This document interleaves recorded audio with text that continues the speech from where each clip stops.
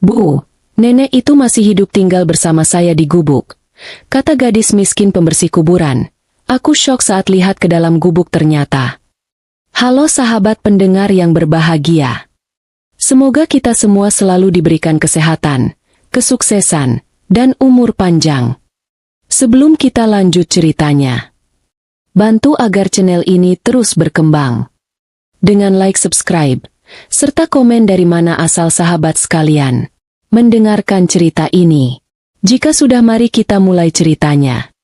Aku selalu datang ke tempat ini dengan langkah pelan, sejenis ritual kecil agar hatiku tak meledak oleh kehilangan. TPU itu masih sama seperti terakhir kali aku kemari. Sunyi, angin sore berputar membawa bau tanah basah, dan suara plastik bekas bunga yang digesek angin. Tapi entah kenapa hari itu, dadaku terasa lebih berat dari biasanya. Seolah ada sesuatu yang menunggu untuk disingkap. Nisan nenek berdiri rapi di hadapanku. Terlalu rapi, sebenarnya. Ubinnya bersih. Batu nisannya seperti baru dipoles. Tidak ada lumut. Tidak ada tanah yang bergeser. Semua seolah baru dikerjakan kemarin. Padahal nenek sudah dimakamkan hampir setahun lalu. Aku jongkok perlahan. Jari-jariku menyentuh permukaan batu yang dingin, mencoba mencari rasa tenang yang biasanya kudapat dari doa. Tapi kali ini, tidak ada. Hanya kegelisahan yang makin menekan. Aku kangen, Nek, bisikku lirih. Saat itulah aku merasakan sesuatu bergerak di pojok penglihatanku. Seseorang berdiri beberapa meter dari Nisan, memandangiku tanpa suara. Gadis muda, kurus, dengan wajah pucat akibat terlalu sering di bawah matahari. Bajunya lusuh, dan di tangannya ada sapu lidi yang hampir patah. Dia tidak langsung mendekat, hanya menatap. Ejem. Seperti seseorang yang tahu sesuatu yang seharusnya tidak ku ketahui.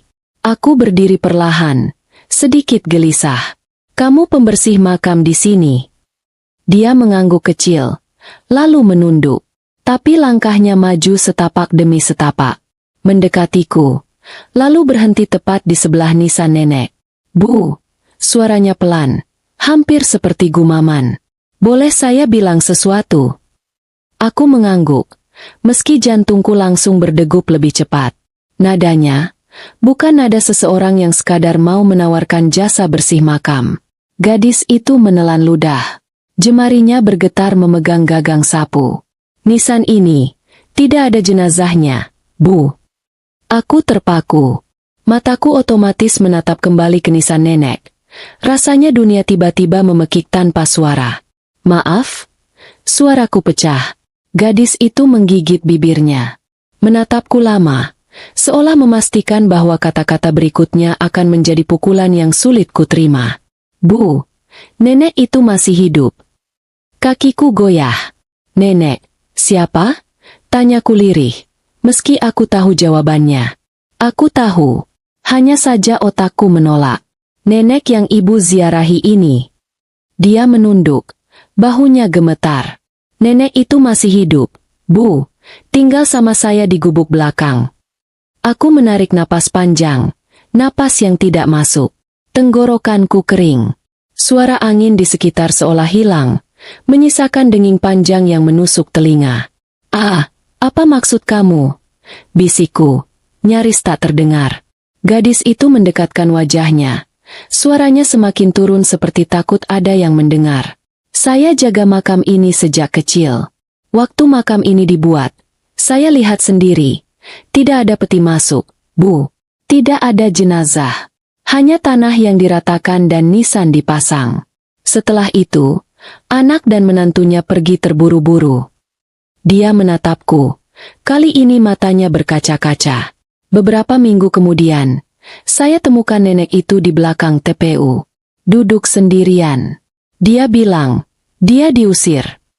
Tubuhku memanas, lalu mendingin, lalu memanas lagi. Kata-katanya memukul keras, terlalu keras. Dia benar-benar hidup? Suaraku putus di tengah. Gadis itu mengangguk dalam, sangat yakin. Dia tinggal sama saya sekarang. Di gubuk. Nenek tidur di kasur tipis. Sering batuk.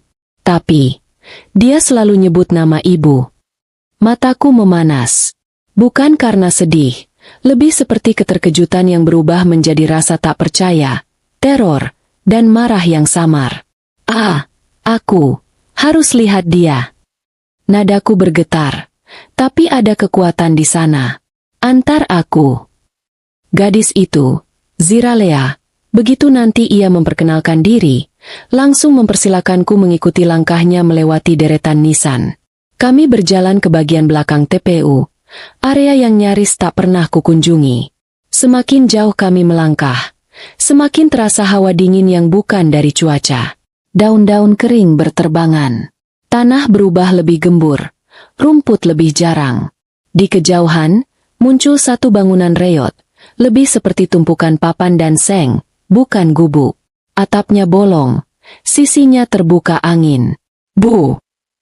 Zira berhenti di depan pintu kayu yang sudah patah hengselnya. Nenek ada di dalam. Tapi, jangan kaget, ya. Aku meremas ujung jaketku, mencoba menyiapkan diri. Tapi tidak ada persiapan yang cukup. Zira mengetuk pelan. Nek, ada yang mau ketemu. Suara batuk terdengar dari dalam. Lalu langkah kecil menyeret tanah. Pintu itu bergerak sedikit, membuka celah. Dan wajah itu muncul. Wajah yang kukira sudah menyatu dengan tanah. Wajah yang selama ini kukirimkan doa setiap ziarah. Wajah yang seharusnya menutup mata di pelukan keluarga, bukan di tempat seperti ini. Nek, suaraku patah seketika. Nenek Lumiara memicingkan mata, seperti berusaha memastikan bahwa aku bukan halusinasi. Lalu bibirnya bergetar. Levira? Tubuhku langsung panas, sesak, dan perih. Aku melangkah ke dalam tanpa sadar, mendekatinya, memegang kedua tangannya yang kurus dan dingin. Nek, Allah, Nek, ini aku. Nenek memelukku. Bukan pelukan kuat, hanya sentuhan rapuh yang membuat tulangku seperti retak. Tapi tubuhnya gemetar hebat, bukan karena terharu, karena ketakutan. Suara nenek pecah di bahuku. Levira, kamu harus pergi dari rumah itu, nak. Tangannya mencengkeram lengan bajuku. Mereka yang buang ibu, ibumu, dan suamimu, yang bilang ibu sudah mati. Darahku, atau apapun cairan yang mengalir di dadaku, seakan berhenti. Aku tidak bisa bernapas. Kalimat itu, seperti memecahkan seluruh hidupku jadi dua bagian. Di luar gubuk, angin berhenti sepenuhnya. Seolah dunia menahan napas, menunggu apa yang akan kulakukan berikutnya. Aku masih memeluk nenek dengan tubuh gemetar. Rasanya aneh, bulan-bulan penuh duka yang kujalani tiba-tiba terasa seperti gurauan jahat semesta. Sosok yang seharusnya sudah tiada, itu kini ada di hadapanku. Hidup, namun hampir tak menyerupai dirinya dulu. Gubuk ini lembab, berbau tanah basah dan kain lama. Cahaya masuk hanya dari celah-celah seng yang berlubang. Di pojok, ada kasur tipis yang bahkan tidak pantas disebut kasur. Di sampingnya, ember air dan panci kecil bekas sedekah orang-orang yang lewat TPU. Aku ingin bicara, tapi tenggorokanku mengering setiap kali melihat wajah nenek lebih dekat. Kulitnya pucat, pipinya cekung, rambut putihnya kusut seperti tidak pernah disisir. Nek, aku meraba pundaknya. Kenapa nenek? Di sini. Nenek menarik napas pelan, seperti setiap tarikan napas adalah usaha terakhir. Mereka bilang rumah sudah bukan milik ibu lagi. Suara itu pelan, gemetar. Bilanya kalau ibu tidak tanda tangan surat, ibu menghambat masa depan keluarga. Aku memejam, mencoba menahan amarah yang mulai menusuk pinggangku. Kata mereka keluar dari mulut nenek seperti duri. Siapa yang bilang begitu? Suara Ziralea pelan, tapi tegas. Sepertinya ia juga tahu jawabannya. Nenek menatapku. Lama, sangat lama. Seolah menimbang apakah aku kuat mendengar. Ibumu, Merlisma. Tulang punggungku seperti diremas. Dan suamimu, Ganevo. Ruangan itu tiba-tiba menyempit. Aku menelan ludah. Rasanya pahit. Mereka bilang apa, Nek? Nenek mengusap matanya, Gerakannya lambat seperti menahan sakit di persendian. Mereka datang ramai-ramai. Katanya ibu harus tanda tangan supaya rumah ayahmu bisa dipakai usaha suamimu. Nenek menunduk. Ibu nggak mau. Rumah itu tempat kamu dibesarkan. Tapi mereka marah. Mereka bilang biar cepat selesai. Ibu tinggal ikut mereka saja. Aku tersentak. Ikut? Maksudnya ikut tinggal di rumah mereka. Nenek menggeleng pelan. Bukan. Ibu dibawa ke rumah kecil di pinggir kota. Katanya sementara. Tapi setelah 2 minggu, mereka nggak pernah datang lagi. Ziralea menunduk tajam. Tangannya mengepal. Waktu saya temukan nenek.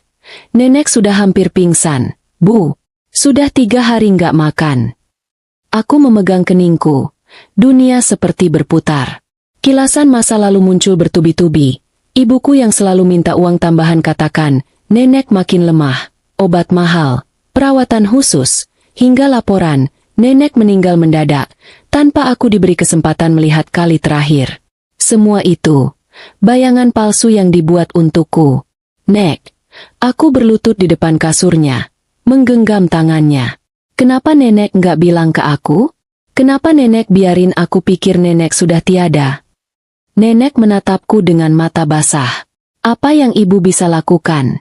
Nak, ibumu bilang, kamu sudah terlalu sibuk untuk urus ibu. Dia bilang kamu setuju semua ini. Dan, ibu takut. Kamu marah kalau ibu menolak tanda tangan itu. Dadaku remuk.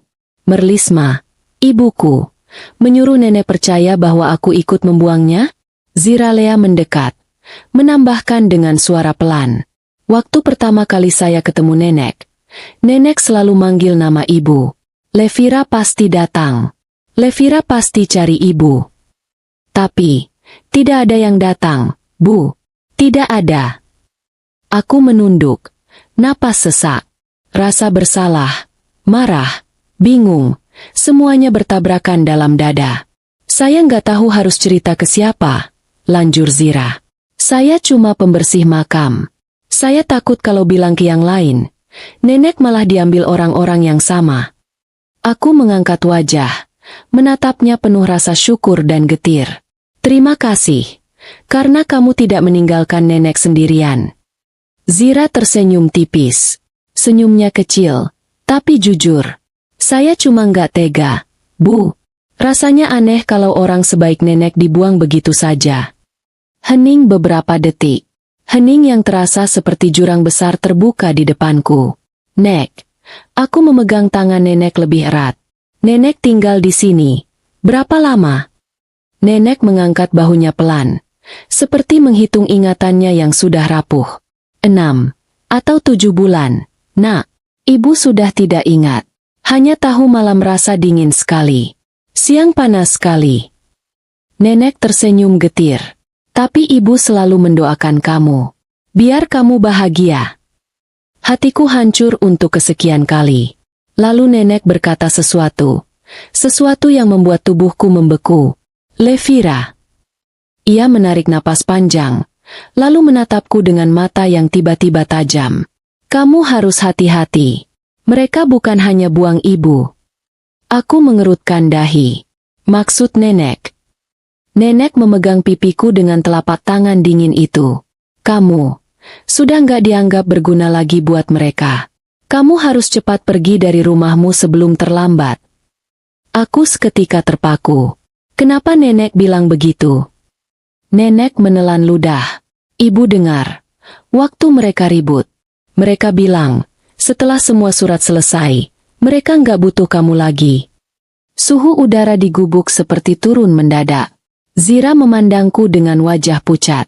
Maksud nenek, mereka mau. Nenek mengangguk lemah. Namun yakin, kalau mereka berani mengubur ibu secara administratif. Apa kamu pikir mereka nggak bisa melakukan hal sama ke kamu?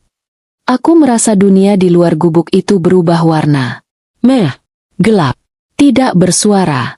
Dan tiba-tiba, aku tidak lagi merasa aman di rumahku sendiri. Aku duduk di lantai gubuk itu cukup lama sampai lututku mati rasa. Tapi yang mati sebenarnya adalah sesuatu yang lebih dalam, kepercayaanku terhadap keluargaku sendiri. Kata-kata nenek masih terngiang di kepalaku, berputar seperti gema yang tidak mau berhenti. Mereka bukan hanya buang ibu. Mereka nggak butuh kamu lagi. Aku menutup mata, tapi justru ingatan-ingatan lama bermunculan, satu persatu, seperti potongan film rusak yang akhirnya menunjukkan sisi gelapnya. Dulu, beberapa bulan sebelum kematian nenek, ibu mulai sering mengirim pesan panjang. Levira, ibu butuh uang tambahan. Nenek makin lemah, harus panggil perawat. Nak, obat nenek mahal. Tolong transfer lagi. Kalau kamu sayang nenek, jangan tunda. Dia bisa makin parah.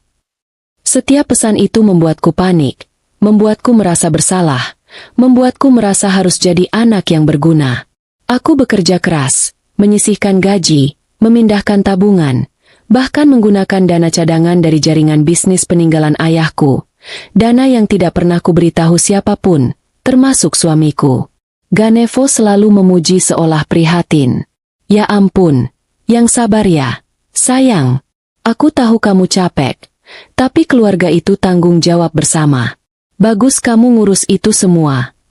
Tapi dia tidak pernah menawarkan bantuan. Tidak pernah mengirim 1 rupiah pun. Aku ikut-ikutan merasa bahwa memang tugasku untuk membiayai semuanya. Bahwa wajar kalau aku menanggung beban keluarga. Bahwa nenek memang sakit parah dan aku harus siap dengan kabar buruk kapanpun. Dan benar, kabar buruk itu datang lebih cepat dari yang kukira. Sore itu, aku sedang bekerja ketika ibu menelpon dengan suara tercekat. Fir, nenek meninggal, nak, tadi siang. Aku langsung meninggalkan tempat kerja, naik ojek, lalu lari-lari menuju rumah ibu.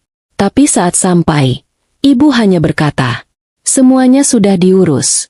Nak, kamu tadi sibuk, jadi ibu nggak ganggu. Kita nggak mau repotkan kamu. Nenek sudah dimandikan, sudah dilayat. Aku bahkan tidak diberi kesempatan melihat jenazahnya. Tidak diberi waktu memberi kecupan terakhir. Tidak diberi ruang untuk meyakinkan diri bahwa nenek benar-benar telah pergi.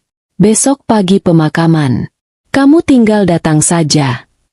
Besoknya, saat aku tiba di makam, nisan sudah berdiri. Tanahnya sudah rapi. Semuanya selesai. Terlalu selesai. Dan disinilah aku sekarang, 1 tahun kemudian, duduk di gubuk reot bersama nenek yang seharusnya sudah berbaring di dalam tanah. Semua uang yang kuberikan, semua tangis yang kubayar, semua rasa bersalah yang memakan batinku, ternyata mengalir bukan ke rumah sakit, bukan ke perawatan, bukan ke obat, melainkan ke rumah mewah ibuku, ke usaha suamiku, ke mobil baru, renovasi, perabot mahal yang tiba-tiba muncul begitu saja. Tiba-tiba aku sadar. Setiap transfer yang kulakukan ternyata adalah upeti, bukan bantuan. Ziralea mendekat, duduk di sampingku. Bu, suaranya lirih, hati-hati. Saya beberapa kali lihat ibu lain, ibu kandung ibu, datang ke TPU ini. Katanya buat bayar perawatan makam nenek. Tapi waktu itu makamnya masih kosong. Nggak pernah dipakai apa-apa. Aku mengangkat wajah. Ibu bayar Zira. Zira menggeleng. Tidak pernah. Cuma tanya-tanya tempat. Lalu pergi. Seperti mau pastikan apakah nisan itu tetap ada. Jadi mereka tidak hanya memalsukan kematian nenek. Mereka memastikan nisan itu tetap berdiri agar aku tidak curiga. Aku merasakan sesuatu yang jarang muncul dalam diriku. Kemarahan dingin. Pelan, tapi mengikis. Bukan kemarahan yang meledak-ledak. Justru lebih berbahaya. Nek, ujarku pelan. Apa nenek ingat? Berapa dokumen yang nenek tanda tangani sebelum dibawa ke tempat sementara itu? Nenek mengangguk perlahan. Banyak. Nak, kertas-kertasnya tebal. Ibu cuma disuruh tanda tangan cepat. Apa mereka bilang itu untuk apa? Mereka bilang, supaya kamu nggak repot ngurus harta warisan. Katanya biar kamu fokus sama rumah tangga. Perutku terasa ditendang dari dalam. Fokus pada rumah tangga? Atau fokus menjadi mesin uang bagi mereka? Zira menambahkan. Nadanya penuh keraguan tapi jujur. Maaf, Bu. Tapi saya pernah dengar satu hal lagi. Waktu itu nenek lagi tidur. Saya dengar ibu dan suami ibu ribut dekat makam. Katanya, kalau surat-surat sudah beres, perusahaan suami ibu bakal dapat modal besar. Dari harta seseorang. Aku tertawa kecil. Tawa yang pahit. Dari harta seseorang, ya? Mereka bilang modal besar dari investor misterius. Investor itu, sebenarnya aku. Jaringan ayahku. Modal yang kubuka untuk Ganevo. Koneksi yang kuberikan diam-diam karena bodohnya aku percaya ia sedang membangun masa depan kami. Sementara aku pikir bantu suami. Ternyata aku justru membiayai pengkhianatanku sendiri. Aku memejamkan mata, menarik napas panjang. Zira. Aku membuka mata, menatap gadis itu lama. Kamu yakin, waktu makam ini dibangun, tidak ada jenazah sama sekali? Zira mengangguk mantap. Saya lihat sendiri, Bu. Itu cuma tanah ditimbun, lalu nisan dipasang. Tidak ada apa-apa. Aku berdiri perlahan. Lututku masih goyah, tapi pikiranku sudah mulai bersinar tajam. Baik, gumamku. Mulai sekarang, aku yang urus nenek. Nenek memegang tanganku. Cemas. Kamu hati-hati, Nak.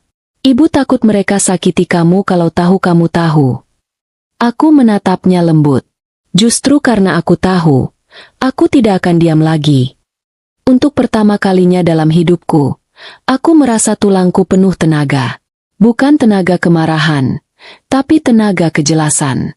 Aku perlahan menatap pintu gubuk yang terbuka ke arah TPU. Ke arah nisan yang selama ini menipuku.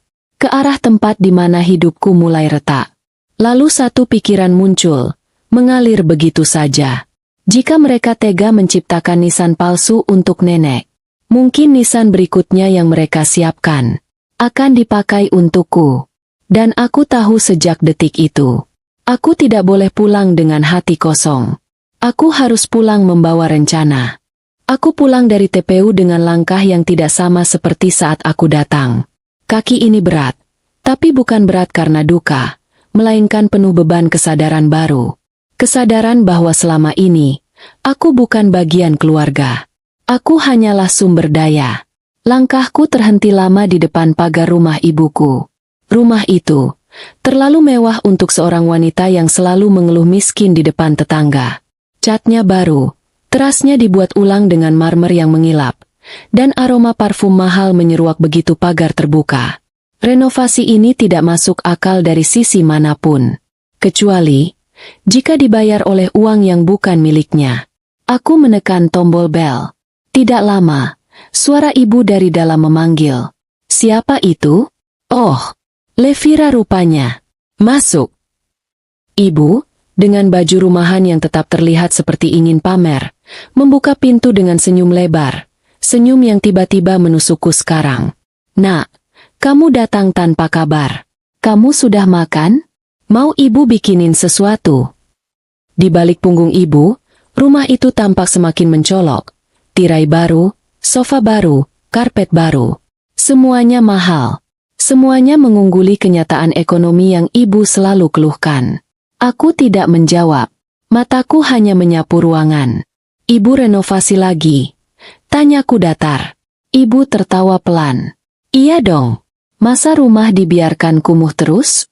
Ini semua demi tamu-tamu yang kadang mampir. Tamu-tamu? Ulangku lirih. Iya. Banyak tetangga suka lihat-lihat.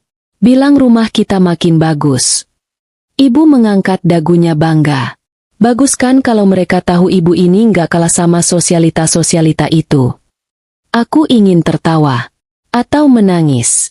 Atau menghancurkan seluruh tirai itu. Aku memilih diam. Saat itu, suara langkah terdengar dari dapur. Suamiku muncul, Ganevo, dengan kaos santai tapi branded look, menyeka tangan dengan handuk kecil. Oh, sayang, kamu di sini rupanya.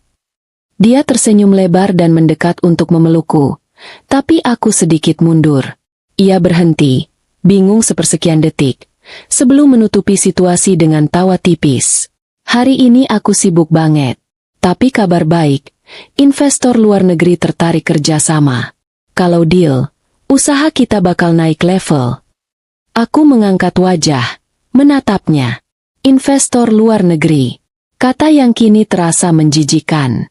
Investor yang ia banggakan selama ini adalah jaringan ayahku, yang dia sama sekali tidak tahu.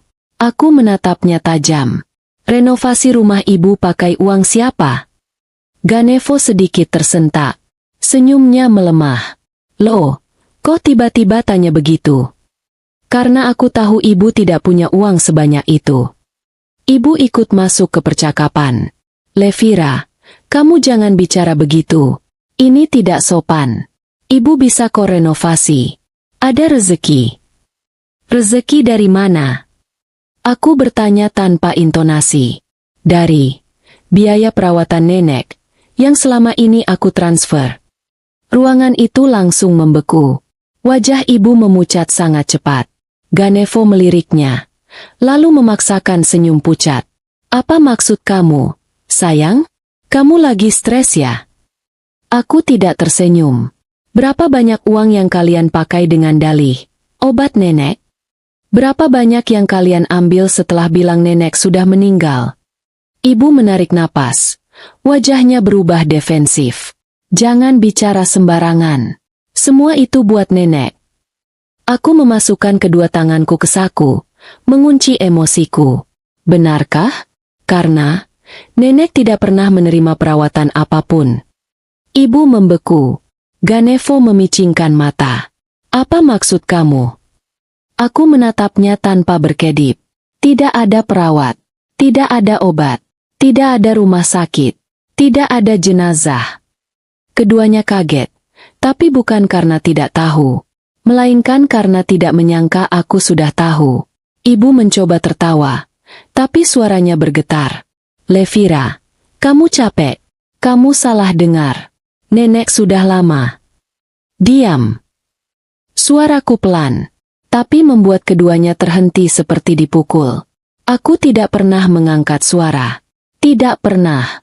Karena selama ini, aku berperan sebagai Levira yang penurut, yang selalu minta maaf duluan, yang mengangguk meski disalahkan. Tapi Levira itu, hari ini mati. Aku tanya sesuatu. Kataku, rumah ini, renovasinya dari mana? Aku mau jawaban jujur. Ibu menatap suamiku. Sinyal yang terlalu jelas. Ganevo yang urus. Dari modal usaha barumu? Tanyaku dingin. Ganevo tersenyum tipis. Percaya diri. Iya dong. Kerja keras. Sayang, kamu kan tahu aku tipe yang gak suka mengeluh. Aku tahu. Jawabku datar. Makanya aku juga tahu modal itu. Bukan dari hasil kerja kerasmu. Ia terdiam. Aku melangkah pelan, mengelilingi ruangan yang penuh barang mahal. Mobil baru, renov rumah besar-besaran, usaha tiba-tiba berkembang. Semua bersamaan setelah nenek meninggal. Ibu memucat lagi. Levira, kamu jangan. Aku cuma mau tahu satu hal. Aku berhenti tepat di antara keduanya. Berapa banyak uang dari tanah dan rumah nenek yang masuk ke sini? Warna wajah ibu lenyap sepenuhnya. Ganevo menarik napas panjang, mencoba mematuhi perannya sebagai suami yang datar namun manipulatif. Sayang, kamu nggak ngerti proses bisnis. Kalau kamu curiga sama aku, kamu melukai dirimu sendiri. Kamu harus percaya suami. Aku tidak berkedip. Lalu kenapa saat aku ke Ban minggu lalu, namaku tidak lagi tercatat sebagai pengendali dana usaha kamu? Ganevo tersentak kecil. Kaget. Tidak siap. Ibu ikut panik. Levira, kamu ke bank buat apa? Kamu kan sudah serahkan semuanya ke suamimu. Aku memandang mereka berdua. Dua orang yang selama ini memilikiku bukan karena aku keluarga, tapi karena aku dompet berjalan. Ya, bisikku pelan. Aku memang menyerahkan segalanya. Tapi ternyata, kalian menganggap aku menyerahkan hidupku. Ibu ingin bicara, tapi aku mengangkat tangan. Sudah cukup. Aku cuma akan bilang satu hal. Wajah ibu dan Ganevo menegang. Aku sudah tahu apa yang kalian lakukan terhadap nenek. Keduanya mengejang seperti sedang ditikam udara. Aku mendekat, sangat pelan. Dan aku juga tahu, apa yang kalian rencanakan terhadapku. Ganevo menelan ludah. Levira, apa maksudmu? Aku menatapnya. Maksudku, aku sudah tidak selemah yang kalian pikir. Aku berbalik. Langkahku menuju pintu sangat tenang, tapi hatiku berdenyut keras seperti drum perang. Saat tanganku menyentuh gagang pintu, aku mendengar ibu berbisik ketus kepada suamiku. Dia nggak boleh tahu lebih banyak. Suruh dia istirahat. Dia perlu diarahkan supaya tidak ribut. Suamiku menjawab pelan, dingin. Kita harus cepat bereskan, Bu. Sebelum dia buka suara. Aku berhenti. Tidak menoleh, tidak bernapas. Karena pada saat itu, aku sadar, mereka benar-benar siap melakukan apapun. Termasuk menyingkirkan aku, dengan cara yang sama mereka menyingkirkan nenek. Dan untuk pertama kali dalam hidupku, aku tersenyum kecil. Bukan karena aku lemah, tapi karena akhirnya, aku tahu lawanku. Dan aku tahu persis bagaimana menghancurkan mereka dari dalam, pelan-pelan. Tanpa mereka sadari. Malam itu, aku kembali ke gubuk TPU dengan langkah yang berat namun mantap. Bukan karena aku ragu pada apa yang harus kulakukan, tetapi karena setiap langkah terasa seperti mengupas lapis-lapis kebohongan yang selama ini kubiarkan mengelilingiku. Lampu kuning redup dari bohlam kecil di gubuk menyala temaram. Nenek duduk bersandar pada dinding kayu yang hampir roboh. Sementara Ziralea menyiapkan air hangat dalam panci kecil di atas tungku sederhana. Suara kayu terbakar dan hembusan angin yang masuk dari celah seng membuat suasana terasa seperti dunia lain. Jauh dari rumah mewah dan senyum palsu ibuku. Nak, kamu kembali. Nenek menyapaku dengan suara serak. Aku tersenyum lembut. Aku nggak akan biarin nenek sendirian lagi. Aku duduk di sampingnya, merapikan selimut tipis yang menutupi kakinya. Selimut itu benar-benar tidak layak, lebih mirip kain lap. Hatiku mencengkeras setiap kali melihat kondisi nenek di tempat ini. Zira duduk di seberang, wajahnya tampak berusaha keras menyembunyikan kekhawatiran. Bu Levira, maaf kalau saya lancang. Tadi waktu ibu pergi, nenek sempat menangis. Aku menoleh cepat pada nenek. Nenek kenapa? Apa sakitnya kambuh? Nenek menggeleng pelan. Bukan itu, Nak. Ibu hanya takut kamu disakiti. Mereka itu, kalau kamu sudah tidak berguna, mereka akan lakukan apa yang mereka lakukan pada ibu. Aku memegang tangan nenek, meremasnya lembut. Nek, sekarang aku tahu. Dan justru itu, aku nggak akan diam. Zira mengangkat wajah, perlahan memberanikan diri bicara. Bu, boleh saya jujur? Ada hal yang belum saya cerita. Aku menoleh. Apa itu? Gadis itu menarik napas panjang, lalu berkata dengan suara sangat pelan seolah takut didengar malam. Waktu nenek pertama kali saya temukan, dia terus ngomong hal yang sama, berkali-kali. Zira memandang nenek dengan tatapan iba. Nenek bilang mereka maksa nenek tanda tangan. Kalau nenek nggak mau, mereka ancam nenek bakal dikirim ke panti jompo kumuh. Tempat yang jauh dari kota. Aku langsung tegang. Tempat itu benar-benar ada. Nenek menunduk. Ibu dengar mereka telepon seseorang. Katanya tempat itu sudah siap. Tapi mungkin, karena ibu dianggap terlalu cerewet, ibu akhirnya dibuang ke rumah kecil itu saja. Zira mendesah berat. Saya juga nggak sengaja dengar ibu kandung ibu marah-marah di depan gubuk waktu itu.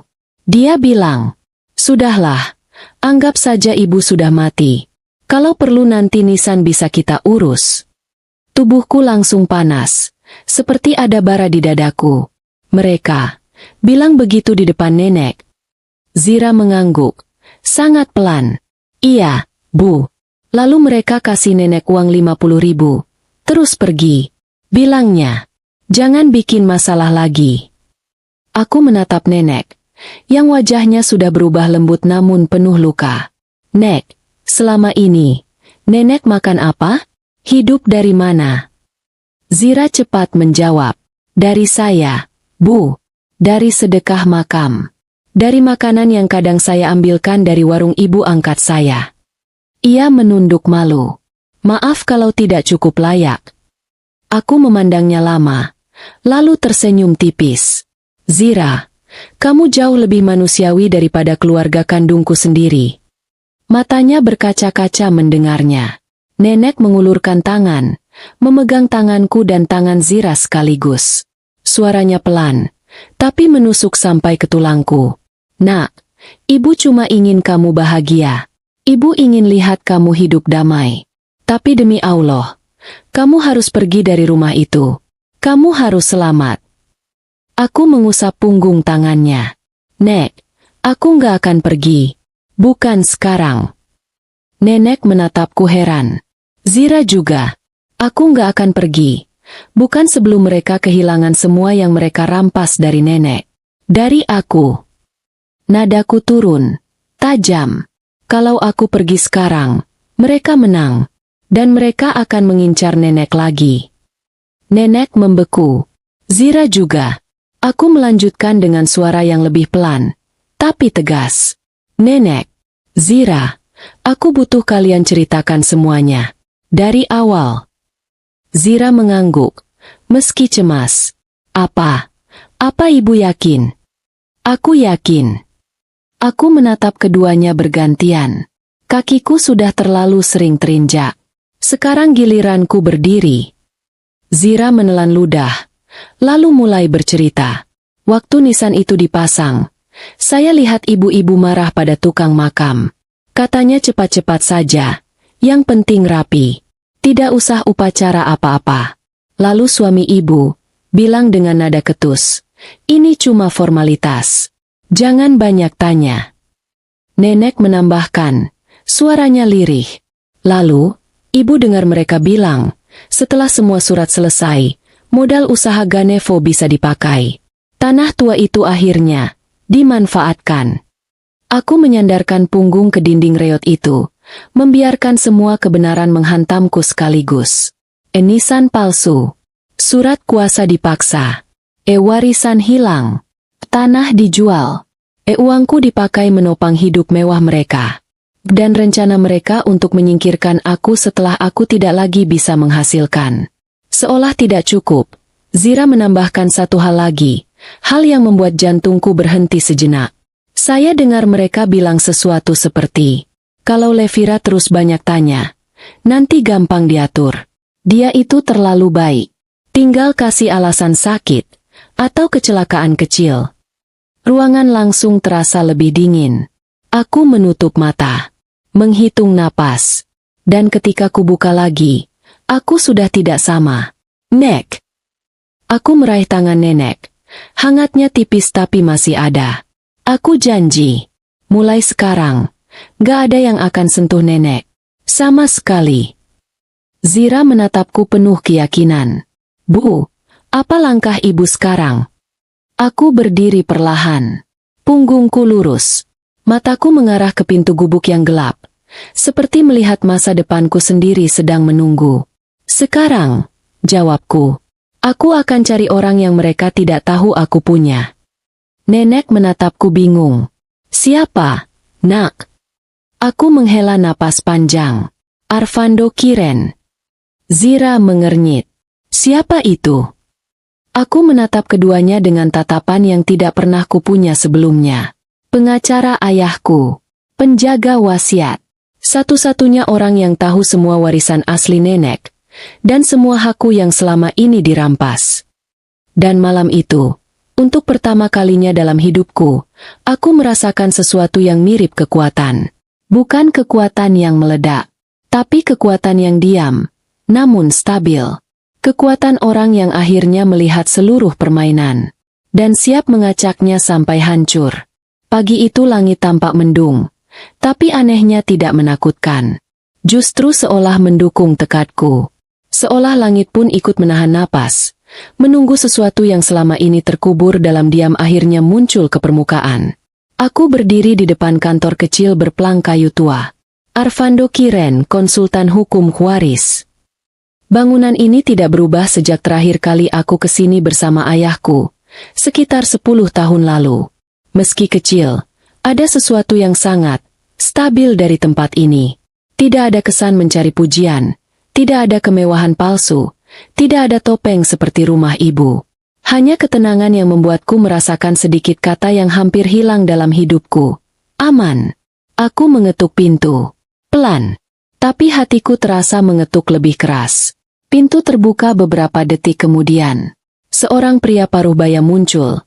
Rambut sedikit beruban, wajah tenang, matanya jernih namun tajam. Tatapan yang sama seperti dulu, saat ayah memperkenalkannya sebagai teman yang bisa dipercaya bahkan dalam gelap. Levira?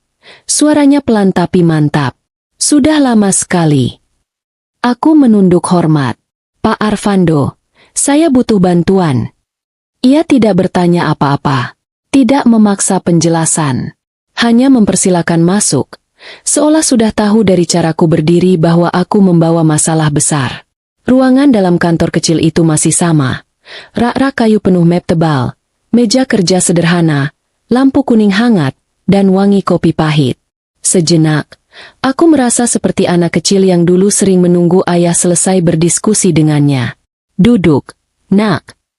Ia meletakkan secangkir teh di depanku. Kamu datang dengan wajah yang tampak kuat, tapi hatimu sedang sangat terluka.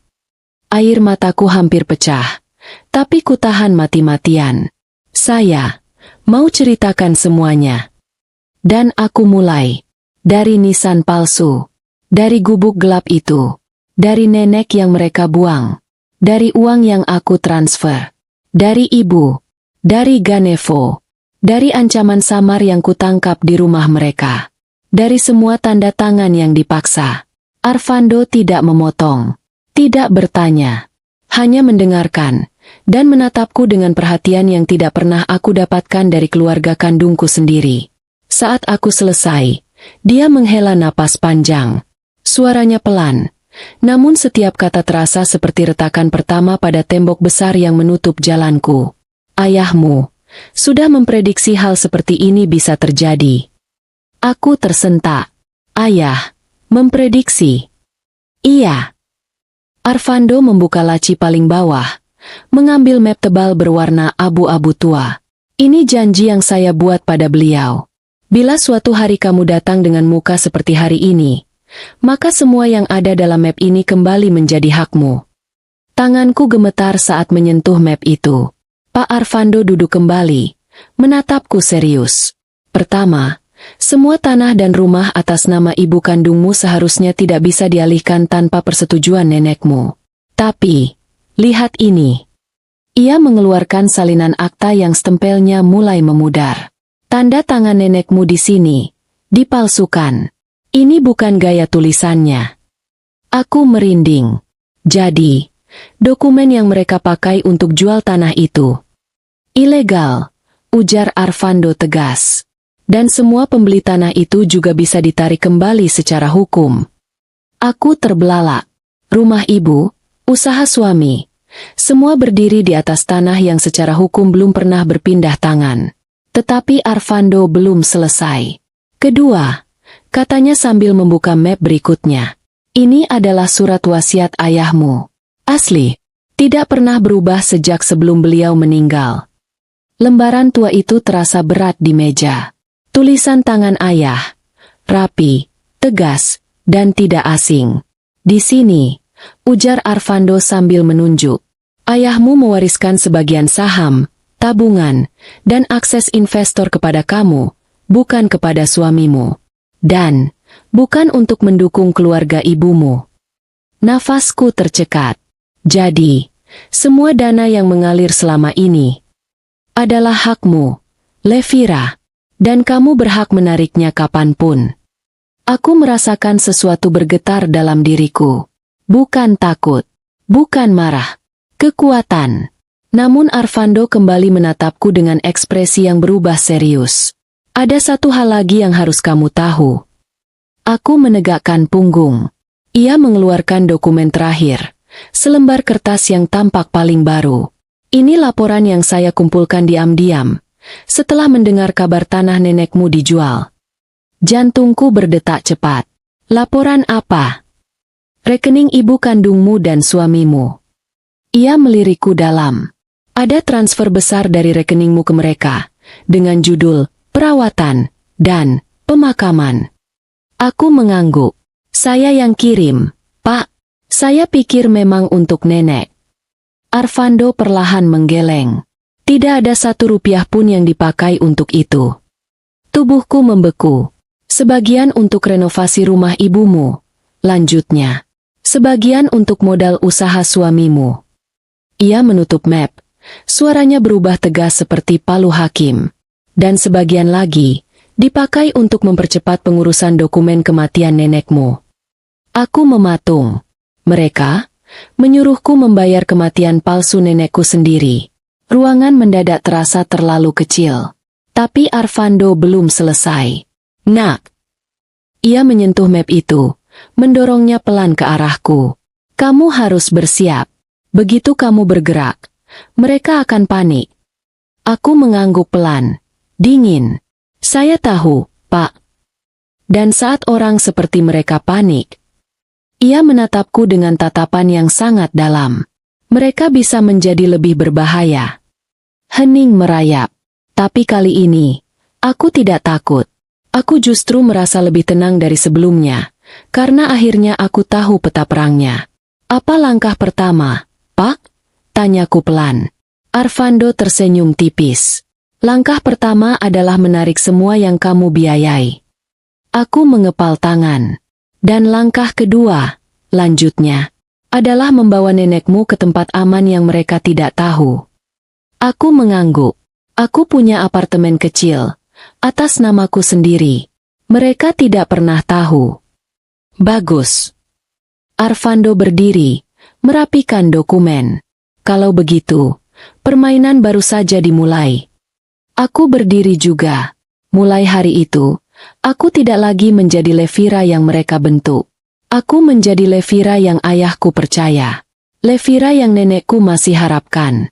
Ketika aku keluar dari kantor Arvando, angin sore bertiup pelan. Seolah dunia menghela napas bersamaku. Dan di dalam napas itu, muncul satu tekad yang membara. Mereka sudah membuat nisan palsu untuk nenekku. Sekarang giliran aku, yang menggali kuburan nasib mereka sendiri. Sore itu, langit seperti menahan hujan.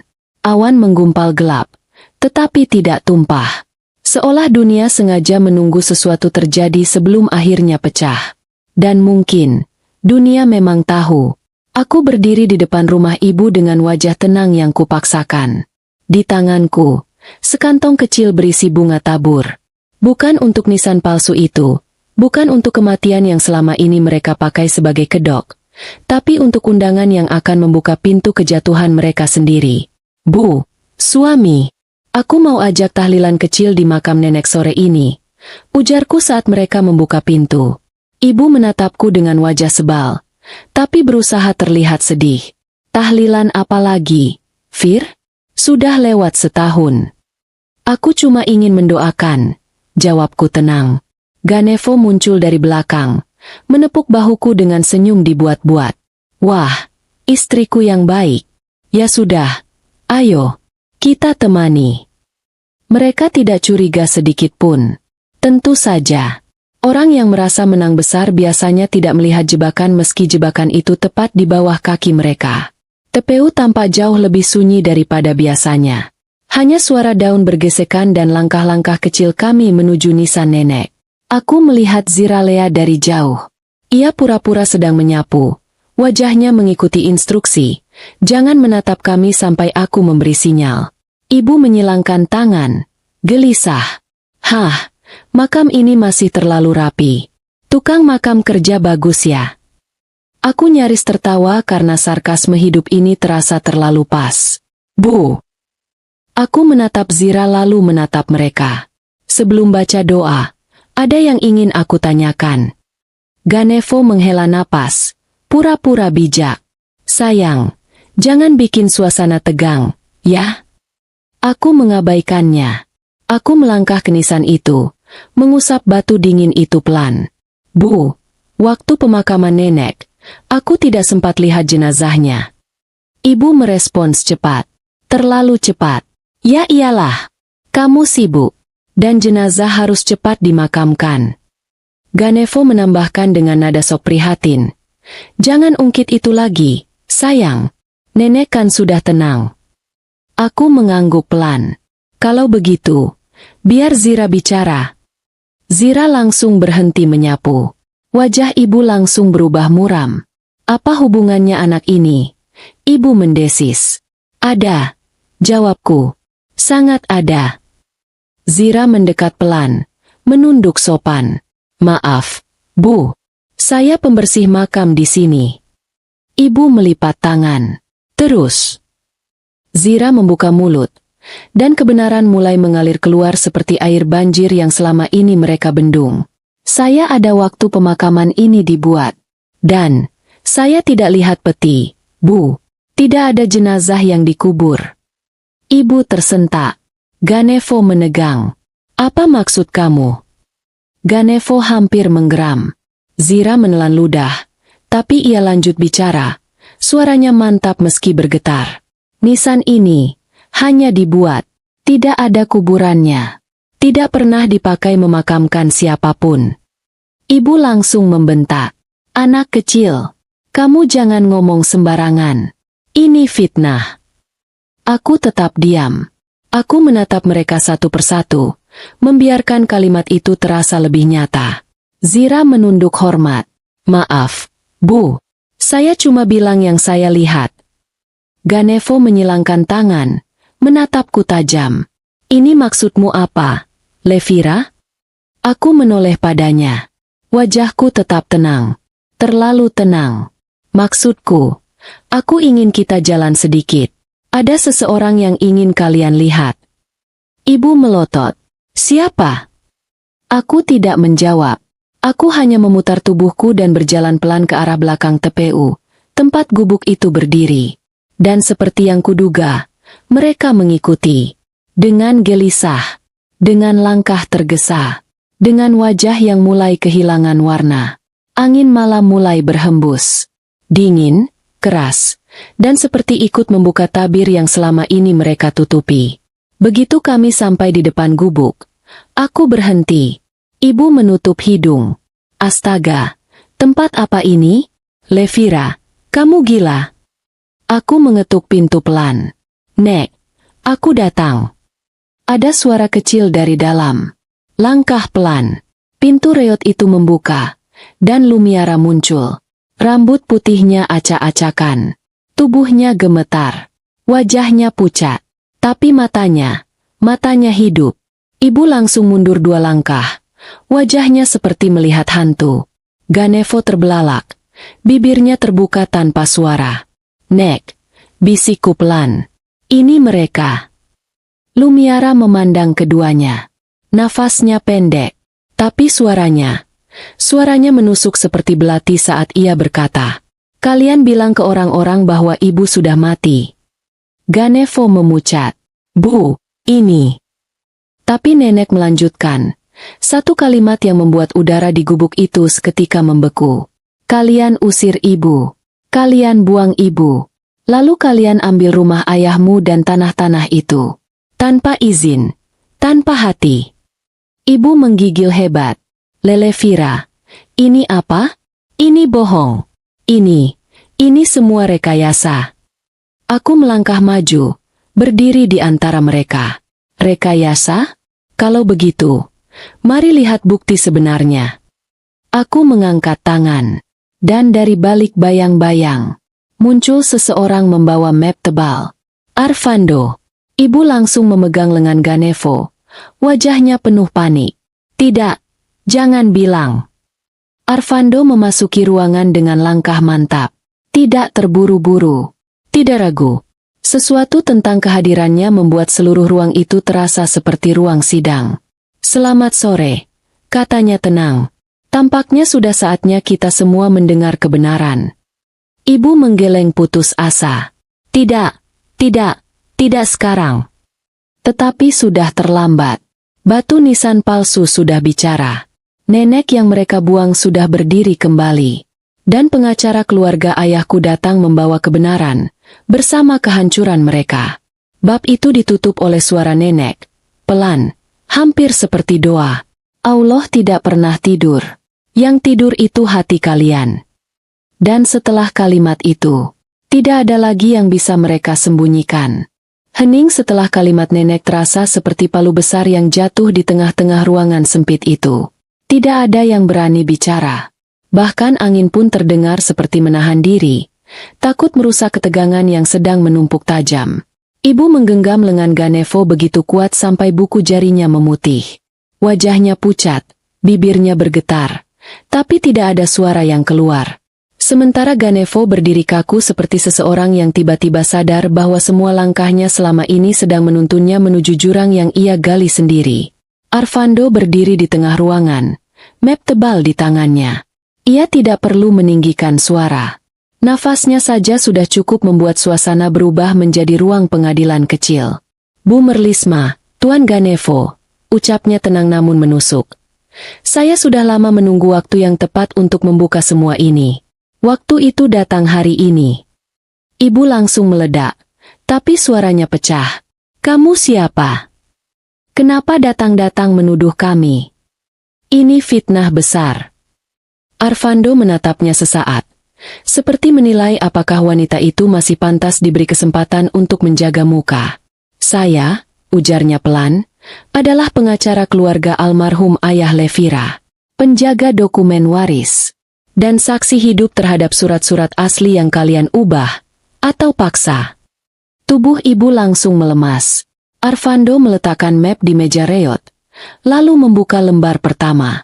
Pertama, katanya sambil menunjukkan salinan akta tanah. Ini adalah akta asli rumah warisan almarhum kakek Levira, rumah tempat ibu Merlisma dibesarkan. Rahang ibu bergerak-gerak, tapi tidak ada suara keluar. Di sini tertulis jelas bahwa hak waris penuh milik Lumiara dan Levira. Tidak ada nama Anda, Bu. Tidak pernah. Ibu menelan ludah keras. Namun, lanjut Arvando, dokumen setelahnya menunjukkan perpindahan hak atas nama Anda. Dan tanda tangan Lumiara di sini. Ia mengangkat lembaran itu tinggi. Adalah tanda tangan palsu. Sebuah suara kecil terdengar dari ibu, suara antara terisak dan menahan muntah. Tidak, tidak mungkin, itu. Gaya tulisan berbeda. Potong Arvando tegas. Lengkung hurufnya berbeda. Pola tekanan ballpoint berbeda. Dan menurut ahli forensik dokumen yang saya libatkan, ini dibuat oleh orang lain. Barangkali oleh Anda. Atau seseorang yang Anda bayar. Ganevo akhirnya bicara, tapi suaranya penuh panik tersamar. Ini salah paham. Itu dokumen legal. Kami hanya ikut prosedur. Arvando mengangguk pelan. Benar. Ikut prosedur. Kalau prosedurnya adalah penipuan berencana. Ibu hampir ambruk berdiri. Namun Arvando belum selesai. Selanjutnya, ia membuka lembar lain. Transfer uang bulanan dari rekening Levira ke rekening Anda, Bu Merlisma, yang katanya untuk obat nenek, rumah sakit, dan perawat. Jumlah totalnya lebih dari 100 juta rupiah. Aku menggigit bibir. Aku tahu itu, tapi mendengarnya disebutkan seperti itu membuat perutku menegang. Arvando menatap ibu lurus-lurus. Padahal nenek tidak pernah dirawat di rumah sakit. Tidak pernah menerima perawat. Tidak pernah menerima obat apapun. Ibu mulai menangis. Itu hanya buat biaya hidup. Aku butuh. Kamu tidak tahu hidupku. Yang saya tahu, jawab Arvando dingin. Ibu Anda sendiri hidup di gubuk kotor selama hampir setahun. Sementara Anda menggunakan uang yang seharusnya untuk perawatannya, untuk renovasi rumah. Ibu terisak makin keras. Ganevo mencoba mengambil alih. Langkahnya maju sedikit. Hei, kamu jangan seenaknya. Kamu pikir kamu siapa? Arvando menatapnya, tidak gentar sedikit pun. Saya orang yang memegang bukti. Dan bukti tidak pernah takut. Aku merasakan tubuhku bergetar pelan, bukan karena takut, tapi karena akhirnya kebenaran ini terucap oleh suara yang bukan hanya dariku. Suara yang memiliki kekuatan hukum. Lalu, telepon bergetar. Di saku Ganevo. Ia melihat layarnya, dan wajahnya langsung berubah. Sangat pucat. Telepon itu berdering lagi. Kali ini aku bisa melihat nama yang muncul. Investor luar negeri. Aku menatap Arvando. Ia mengangguk penuh isyarat. Angkat. Kataku dingin. Ganevo ragu. Tapi ia angkat. Sambungan loudspeaker terdengar jelas di dalam gubuk kecil itu. Suara pria tegas, berwibawa, berbicara dalam bahasa Indonesia yang formal.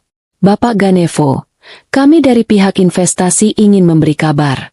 Berdasarkan pemeriksaan lanjutan, kami menghentikan seluruh pendanaan dan membatalkan kerjasama mulai hari ini. Ganevo terpana. Maksud Anda apa? Ini mendadak. Kepercayaan kami, jawab suara itu, tidak pernah pada Anda. Kepercayaan kami ada pada Levira. Dan tanpa restu beliau, tidak ada alasan untuk terus menyalurkan dana. Aku menatapnya tanpa emosi. Ganevo mulai gemetar. Telepon ditutup begitu saja. Lalu telepon lain berdering. Nomor bank. Ia angkat dengan tangan gemetar. Wajahnya kembali pucat pasi. Pak Ganevo, mohon maaf, kata petugas bank. Rekening usaha Anda mengalami pembekuan sementara karena ada permintaan audit dari pihak hukum. Ibu hampir jatuh berlutut. Wajahnya benar-benar kehilangan warna. Tetapi satu telepon lagi berdering. Nomor pemasok besar. Pak, kami hentikan distribusi. Pembayaran terakhir Anda bermasalah. Kami tidak bisa menunggu lagi. Ganevo mematikan ponselnya, kemudian menatapku, antara marah, takut, dan tidak percaya. Apa yang kamu lakukan? Bisiknya seperti ancaman patah. Aku mendekat selangkah. Satu langkah yang membuatnya mundur setengah langkah. Aku, jawabku tenang, baru saja mengambil kembali apa yang milik kami. Ibu terhuyung, bersandar pada dinding gubuk. Levira, jangan begini. Nak, semua ini hanya salah paham. Ibu cuma ingin hidup lebih baik. Aku menatapnya. Wanita yang melahirkanku, namun memalsukan kematian nenekku. Dan nenek hanya ingin hidup, jawabku lirih. Sesuatu yang kalian rampas darinya. Nenek, yang sejak tadi hanya diam, tiba-tiba berusaha berdiri. Zira membantunya. Tubuhnya gemetar, tapi matanya menyala. Ia menatap ibu dan Ganevo. Tajam, menembus. Anak kandung. Suaranya serak namun kuat. Yang buang ibunya sendiri ke tempat seperti ini. Bukan anak. Ibu menangis terseduh-seduh. Ganevo hanya menatap tanah. Rahangnya menggembung tegang. Arvando menutup map pelan-pelan. Kita akan lanjutkan proses hukum. Tapi sebelum itu, Levira punya satu langkah terakhir yang harus dilakukan.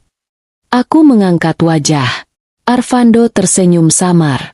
Ajak mereka pulang. Untuk pertama kalinya, kalian semua akan pulang ke tempat yang bukan lagi rumah mereka. Dan aku tahu persis apa maksudnya. Ini bukan penutup. Ini baru pembuka dari kehancuran yang sedang menunggu di luar gubuk kecil ini. Aku menoleh ke ibu dan suamiku, lalu berkata pelan, "Ayo pulang." Dengan suara yang tidak lagi bisa mereka bantah. Rumah yang dulu terasa dingin bagiku, bukan karena suhu, tapi karena penghuninya, kini berdiri seperti bangunan asing. Dindingnya masih sama, catnya masih mengilap, perabotnya masih mahal, tapi semua itu tiba-tiba tampak rapuh. Seperti dekorasi dari kardus yang menunggu disentuh untuk runtuh.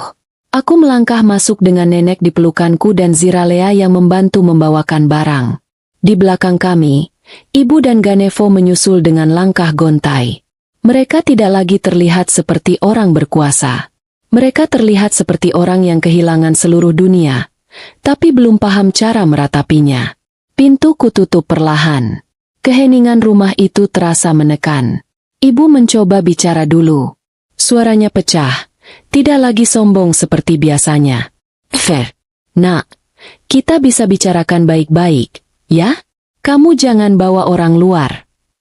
Aku menoleh pelan. Orang luar? Yang kamu sebut orang luar ini yang menyelamatkan ibumu dari mati kelaparan. Ibu langsung terdiam. Bibirnya bergetar. Ganevo memijat keningnya. Levira, kamu mau apa sebenarnya? Hancurin bisnisku? Buat aku bangkrut? Kamu istri atau musuh? Aku tidak menjawab. Aku hanya menatapnya.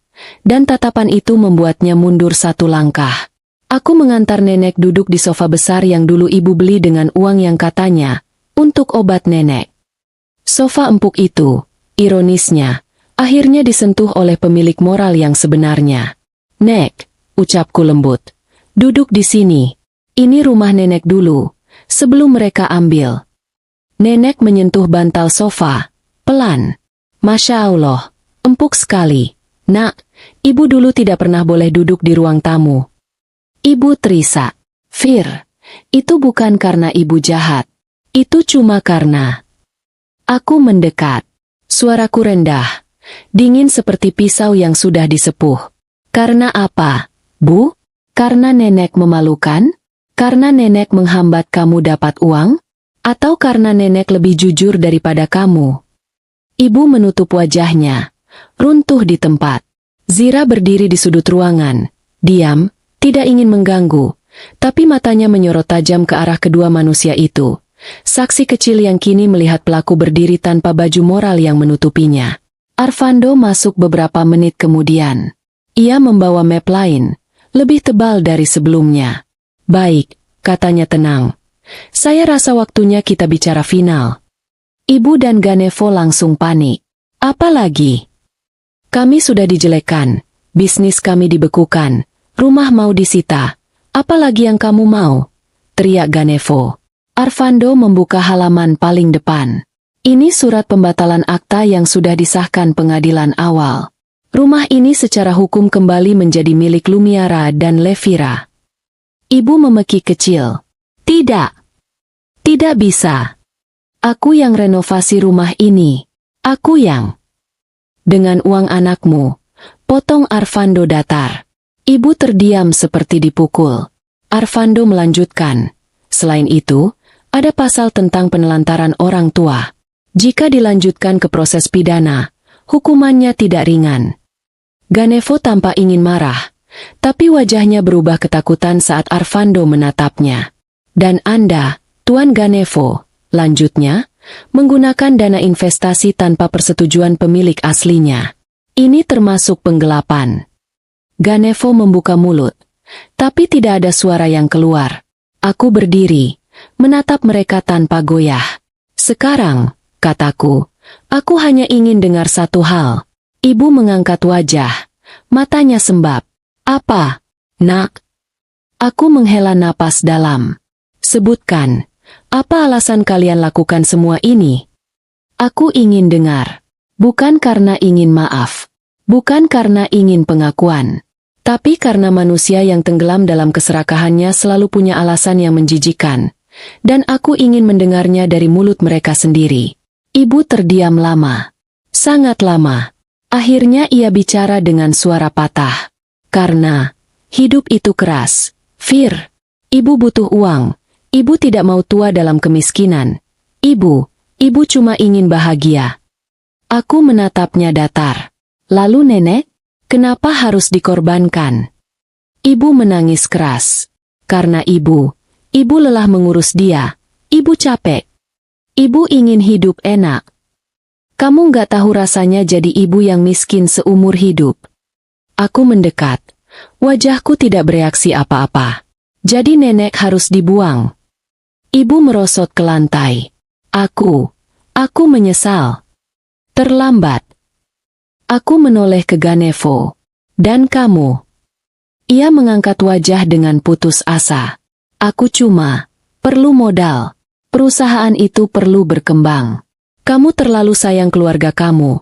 Gampang dimanfaatkan. Aku mengangkat tangan. Selesai. Keduanya terdiam. Aku berdiri di tengah ruangan. Mulai hari ini, tidak ada lagi uang dariku. Tidak ada lagi akses ke investor. Tidak ada lagi rumah ini. Tidak ada lagi hidup mewah.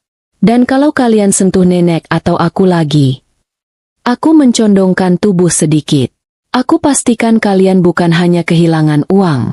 Kalian kehilangan kebebasan. Ibu langsung jatuh berlutut. Tangan kurusnya meraih ujung celanaku. Levira.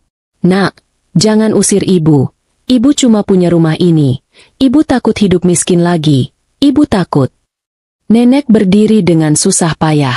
Zira membantu menopangnya. Nenek menatap ibu, putrinya sendiri, dengan mata yang tidak lagi lembut. Waktu kalian buang ibu ke gubuk, kalian pikir ibu tidak takut? Ibu menangis makin keras. Aku salah. Bu, aku salah. Tolong. Nenek menggeleng pelan. Rumah itu bukan rumahmu. Dan ketakutanmu itu baru selembar dari rasa takut yang kau berikan ke ibu dulu. Ibu benar-benar sujud sekarang. Suamiku, Ganevo, akhirnya ikut runtuh, duduk lemas di lantai. Kami mohon, beri kami kesempatan. Aku menatap mereka selama beberapa detik. Lama, tanpa belas kasih. Kemudian aku berkata pelan, sangat pelan, namun lebih tajam dari kemarahan. Kesempatan itu sudah kalian buang. Waktu kalian kubur nenek hidup-hidup. Ia terisak, dan aku menarik napas panjang. Besok pagi, kalian keluar dari rumah ini. Semua barang yang kalian beli menggunakan uangku akan diinventarisasi. Ibu meraung kecil. Aku tidak akan bawa kalian ke penjara, asalkan kalian tidak lagi mengganggu kami. Sekali saja kalian coba, aku jamin hidup kalian benar-benar berakhir. Mereka gemetar. Benar-benar gemetar. Aku menarik nenek ke pelukanku. Zira di sampingku, melindungi kami meski tubuhnya kecil. Aku berbalik, tanpa menoleh lagi. Saat aku melangkah keluar dari rumah itu, aku merasakan sesuatu yang sangat asing, sesuatu yang lama sekali hilang. Kendali. Dan saat pintu rumah tertutup di belakangku, aku tahu satu hal. Besok mereka akan keluar dari rumah itu tanpa kehormatan. Tapi hari ini, mereka sudah kehilangan sesuatu yang jauh lebih besar. Kekuatan atas hidupku. Beberapa minggu setelah kejatuhan mereka, hidupku berubah menjadi sesuatu yang tenang. Bukan karena tidak ada masalah, tapi karena akhirnya aku bernapas tanpa seseorang berdiri di atas dadaku. Apartemen kecil yang dulu jarang kupakai kini menjadi rumah baru yang hangat. Nenek tinggal di kamar paling dekat jendela, supaya setiap pagi ia bisa melihat matahari menyusup lembut melewati tirai putih. Ziralea tidur di kamar kecil dekat dapur. Kamarnya sederhana, tapi jauh lebih aman daripada gubuk lembab tempat ia hidup bertahun-tahun. Ada pagi-pagi ketika nenek duduk sambil mengelus rambut Zira. Ada malam-malam ketika Zira membantu memijat kaki nenek sambil bercerita tentang kehidupannya di TPU. Ada tawa yang dulu tidak pernah ada di rumah keluarga ibuku. Ada kehangatan yang selama ini hanya menjadi bayangan samar dalam kepalaku. Dan aku, untuk pertama kalinya dalam hidupku, aku merasa bukan hanya berguna, tapi berarti. Nenek mulai pulih. Pipinya sedikit berisi, batuknya membaik, dan ia mulai kembali menjahit kecil-kecilan. Zira, gadis yang dulu bersihkan makam demi recehan, kini bekerja sebagai staf administrasi di salah satu perusahaan yang ayahku tinggalkan untukku. Ia belajar cepat, sopan, jujur, sesuatu yang dunia layak berikan kesempatan, tapi jarang didapatkan anak sebaik dia. Sementara itu, kabar tentang ibu dan Ganevo menyebar tanpa perlu aku buka suara. Rumah yang dulu mereka banggakan kini diambil kembali sepenuhnya. Rumah itu kosong. Tidak ada lagi lampu-lampu mahal yang menyala. Tidak ada lagi suara panci beradu karena ibu ingin terlihat sibuk saat tetangga lewat. Tidak ada lagi mobil mewah di carport. Mereka pindah ke rumah kontrakan sempit di gang kecil. Ibu tidak pernah membayangkan hidupnya akan kembali ke titik di mana ia memulai. Ganevo kehilangan hampir seluruh aset yang ia banggakan. Usaha yang dulu ia pamerkan sebagai hasil jerih payah murni runtuh dalam hitungan hari setelah investor menarik diri dan pemasok menghentikan kerjasama. Mereka mencoba menghubungiku beberapa kali. Telepon, pesan, bahkan datang ke apartemen. Aku tidak membuka pintu. Tidak karena dendam, Tapi karena aku sudah belajar, ada orang-orang yang tidak boleh berada di hidupmu lagi, bahkan sebagai bayangan sekalipun. Pagi itu, setelah nenek sarapan bubur hangat dan Zira mengikat rambutnya rapi untuk berangkat kerja, aku berdiri di pintu. Nenek kuat jalan sedikit, tanyaku lembut. Nenek tersenyum. Senyum itu bukan senyum orang rapuh, tapi senyum orang yang akhirnya merasa dihargai. Kalau sama kamu, nak, kuat. Kami bertiga naik mobil kecilku. Jalanan menuju TPU terasa lebih ringan hari itu. Tidak lagi sesak atau penuh duka. Seperti ada udara baru mengalir di sela-sela pepohonan. Saat kami sampai, Zira berjalan lebih dulu, memastikan jalan setapak itu aman. Aku menggandeng nenek perlahan-lahan. Tangannya kecil, dingin, tapi genggamannya lebih kuat dari sebelumnya. Kami berhenti di depan Nissan itu. Nissan rapi, murni palsu, monumen kebohongan, monumen pengkhianatan. Nenek memandang batu itu lama sekali, matanya berkaca-kaca. Jadi ini tempat mereka kuburkan ibu. Ia tersenyum getir. Tanpa ibu benar-benar mati. Aku meletakkan bunga tabur di atas Nissan. Nek. Aku merendahkan suara. Makam ini bukan untuk tubuh nenek. Bukan untuk kematian nenek. Zira berdiri di sebelahku, menunduk hormat. Aku melanjutkan. Makam ini untuk semua kebohongan mereka. Semua luka lama. Semua ketidakadilan. Semua malam yang nenek lewati kedinginan di gubuk. Nenek mengusap batu nisan itu pelan. Kamu sudah balaskan semuanya, nak. Aku tersenyum kecil. Tidak, Nek. Aku hanya mengembalikan apa yang memang hak nenek dari awal. Nenek menatapku dengan mata yang berkilat lembut. Yang penting sekarang, kamu jangan lagi beri hidupmu pada orang yang tega. Aku menggenggam tangannya lebih erat. Aku janji, Nek. Angin sore bertiup pelan, menggerakkan ujung kerudung nenek. Daun-daun jatuh pelan ke tanah. Tidak ada suara lain selain detak jantungku yang terasa lebih mantap dari sebelumnya. Zira menambahkan, suaranya lembut namun penuh rasa hormat. Mulai sekarang, makam ini biar saya yang jaga, Bu Levira. Tapi bukan sebagai makam kematian, melainkan tanda bahwa nenek pernah dilukai, dan sekarang sudah menang. Nenek tersenyum sambil menatap Zira. Terima kasih, nak. Kamu malaikat kecil ibu. Zira menunduk malu. Matanya berkaca-kaca. Aku merapikan bunga terakhir di sisi nisan, lalu berdiri tegak. Sore itu, matahari turun perlahan, menciptakan cahaya emas yang halus di permukaan batu nisan palsu itu. Seolah dunia ikut menyadari bahwa tidak semua makam dibuat untuk orang mati. Ada makam yang dibuat untuk mengubur masa lalu yang kelam, supaya kita bisa hidup kembali. Aku memegang tangan nenek di kanan dan tangan Zira di kiri. Pulang yuk, Nek, ucapku pelan. Nenek tersenyum hangat, lebih hangat dari hari-hari manapun sejak aku menemukannya di gubuk itu. Dan kami berjalan meninggalkan makam, meninggalkan kebohongan yang sudah dikubur, menuju hidup baru yang sepenuhnya menjadi milik kami. Tidak ada lagi nisan palsu. Yang tersisa hanya 3 perempuan, yang saling memilih untuk hidup, bukan saling meninggalkan. Tamat.